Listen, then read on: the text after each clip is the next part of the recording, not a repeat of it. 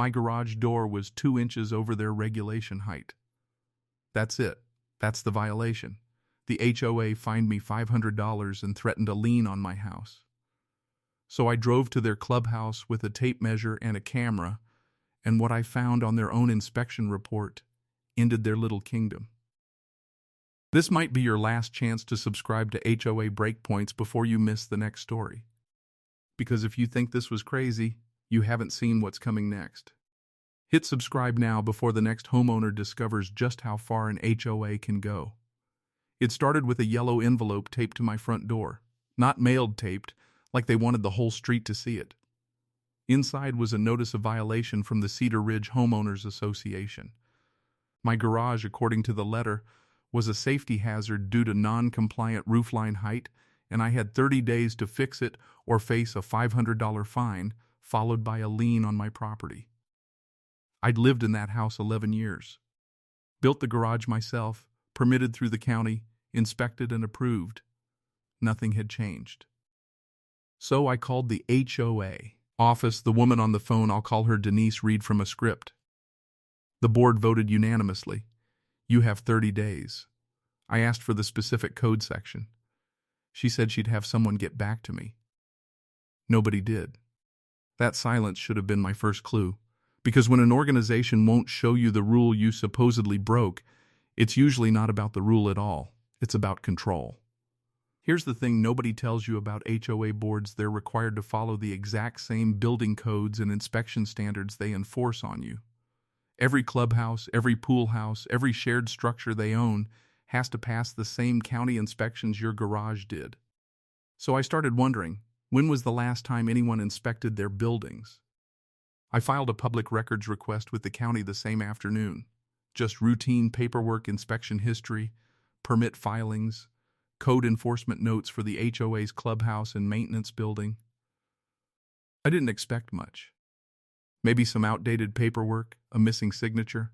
What came back 9 days later stopped me cold: 2 failed inspections, 1 active code violation, and a structural note flagged in red that the board had never disclosed to a single homeowner. I read it twice to make sure I wasn't imagining it. I wasn't. The clubhouse, the one they charged us $180 a month in dues to maintain, had failed its fire safety inspection twice in the last 3 years. The first failure cited a blocked emergency exit.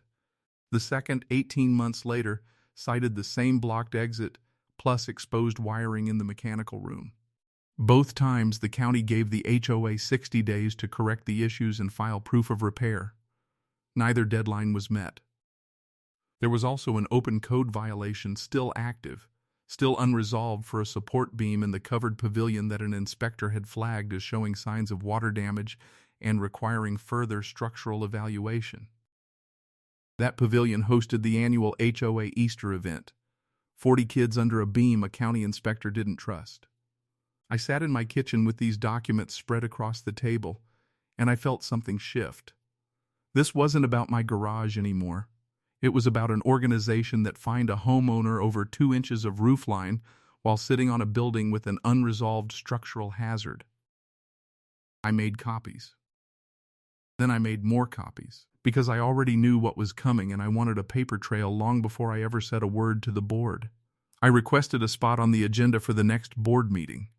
Denise tried to push me to email my concerns instead. I told her I'd rather say it in person. The night of the meeting, the boardroom was maybe half full, a dozen homeowners scattered in folding chairs. The 5 board members up front behind a folding table like it was a tribunal. The board president, a man named Gary who'd lived in the neighborhood maybe 2 years, called my name. "You're here about your garage violation?" "I'm here about a few things," I said. I laid out the county's inspection records on the table: the failed fire inspection, the second failed fire inspection, the open structural violation on the pavilion. I read the inspector's own words about the beam. The room went quiet in a way that told me most of the homeowners were hearing this for the first time too.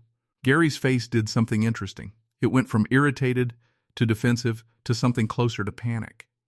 Those are old reports," he said. "The second one's from 14 months ago," I said. "It's still open." A woman 2 rows behind me, I didn't know her, said, loud enough for the room, "My kids play in that pavilion every week. That's when things really started to unravel. Now here's where it gets interesting because Gary didn't just get defensive. He made a claim about the pavilion inspection that turned out to be completely false, on the record, in front of the entire board. And that one lie is what opened the door to something much bigger than a failed inspection. Stay with me, because this is where it flips.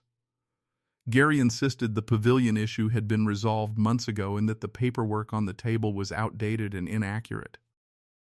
I'd been waiting for that. I pulled out the county's official response to my records request dated 4 days earlier confirming the violation was still open, no closure documentation on file, no permit pulled for repairs. 4 days earlier, not months ago. Another board member, the treasurer, actually turned to Gary and asked, quietly but not quietly enough, "Wait, I thought you said that got fixed last spring?" Gary didn't answer. That's when I found out the real story. The board had allocated $14,000 from the reserve fund the previous spring specifically for pavilion repairs, money homeowners had paid into through their dues. The repairs were never done. The money was never accounted for in the meeting minutes after that. So while the board was taping violation notices to my door over a 2-inch garage discrepancy, they'd taken homeowner money for a safety repair that never happened, then told the community it was handled. The room wasn't quiet anymore. Homeowners were standing, talking over each other, demanding to see the reserve fund records right there. I just sat back down and let it happen.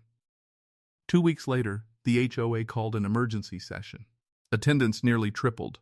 Word travels fast in a neighborhood group chat. A homeowner-elected audit committee was formed on the spot, something the HOA bylaws technically allowed for, but had never once been used in the community's 15-year history. Gary resigned before the audit even started. He didn't say why. He didn't have to. The treasurer stayed on but was required to produce every reserve fund statement for the past 3 years. The county was formally notified of the unresolved fire and structural violations, and this time the HOA had 30 days, the same 30 days they'd given me to comply or face fines of their own.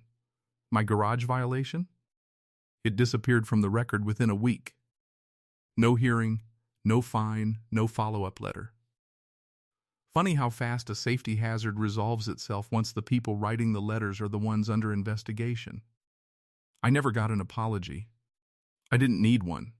What I got was better, a paper trail nobody could argue with, and a neighborhood that finally started asking the questions they should have been asking for years. The pavilion got repaired within 2 months properly, this time, with permits pulled and inspections passed. The clubhouse fire violations were closed out shortly after. The audit committee found roughly $9,000 in reserve fund spending that still, to this day, has no matching receipt or explanation. My garage, by the way, never moved an inch. Same roofline it's had for 11 years. Sometimes the smallest, pettiest violation is the loose thread that unravels something much bigger.